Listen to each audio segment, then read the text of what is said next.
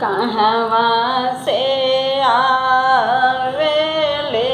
हरिहर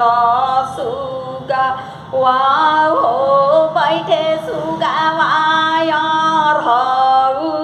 लंडार बैठे सुगा वायर लंडार कौन फूल कैल हो सुगावा